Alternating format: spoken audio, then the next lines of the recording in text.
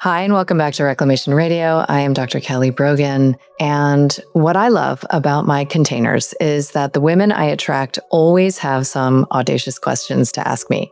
So it's my intention for the musings that I share on these topics to grow the permission field of what's possible, and also to offer relatable reframes that can jailbreak you from your victim stories. So you might notice that I'm a bit more familiar and free when I'm answering these questions in our private spaces. So take a listen, and I hope you'll take the opportunity to submit your questions to me in my membership Vital Life Project. And today's audacious ask is about discernment. She says, I'm wondering if you have any thoughts about the distinction between being more discerning when it comes to allowing people into your life who are supportive and loving, and being inflexible or judgmental. This is a great question. This is a very active process for me where I feel like some of the seemingly linear aspects of my journey are pretty archetypal. And that's why I offer them, not to say this is how it is, but to say like, could this be also true for you?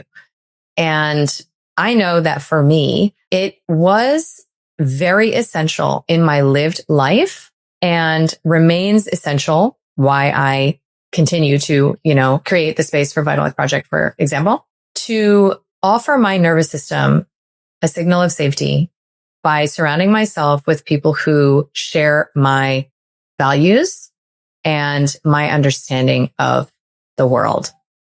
And I have come to better understand like why it should matter, right? Why does it matter? So I'm in a moment of my life after having not watched TV for literally a decade, movies, TV, nothing, where I've gotten really into these like warrior shows. And I don't know why, except that I trust my impulses and I follow them even when they make no sense. So, and I was recommended these shows by some of my girlfriends. Anyway, so I watched Outlander and then I watched Last Kingdom. And first of all, the programming is very interesting, especially around cosmology and astronomy and also germ theory. It's big time in there. Nonetheless, and I'm sure there's all sorts of historical programming that's nonsense.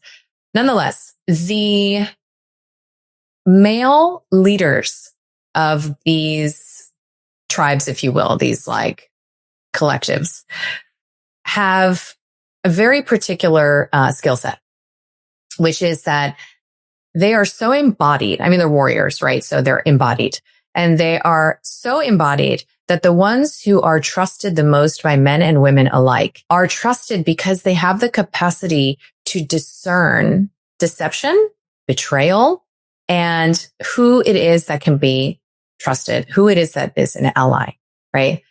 This is a nervous system phenomenon. It is not an intellectual phenomenon.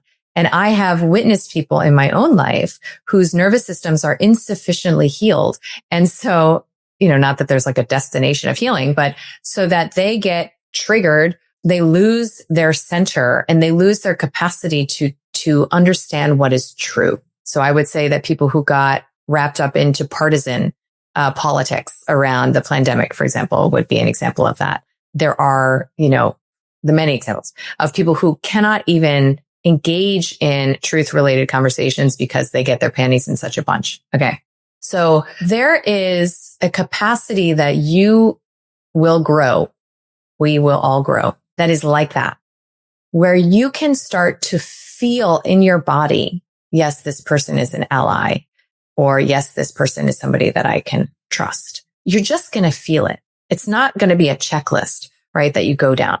And it's that you wouldn't be here if that experience of safety was not important for you, right? I mean, it's arguably important for everyone, but actually for some people, the safety comes through connection at all costs. And for others, like for me, that sense of safety comes from like, can I trust your discernment? Can I relax a little bit around you? Because I know that you are feeling this is off over here, right? We both are feeling something's off over there, right? So you're going to start to feel, and then I would encourage you to consider the possibility that people play different roles in your life, right? So if you are to expand your circle of social engagement, right, you might find like, here are my 2-3 people who I vibe on that level, that deep nervous system safety level. But does that mean you only interact with those people? Right? You might, right? Like I have women in my life who use the word COVID, which I literally never use the word pandemic, literally don't even say the word without the L. And, who I'm just not interested in educating. Like that's just I'm not compelled by that. Okay. And they might be, somebody that I, for example, like garden with, or somebody that I dance with, or somebody who's like really fun to go shopping with, somebody who's fun to explore like a new neighborhood or go on like a new nature adventure with, right? So you might find that people serve different roles in your life. And that is actually, healthy transactional relating. What do they offer me? What do I offer them? And remember, lastly, when it comes to judgment, that it's always a mirror, right? So when you are feeling judgmental, totally cool. Don't reject that part. It's there for a reason.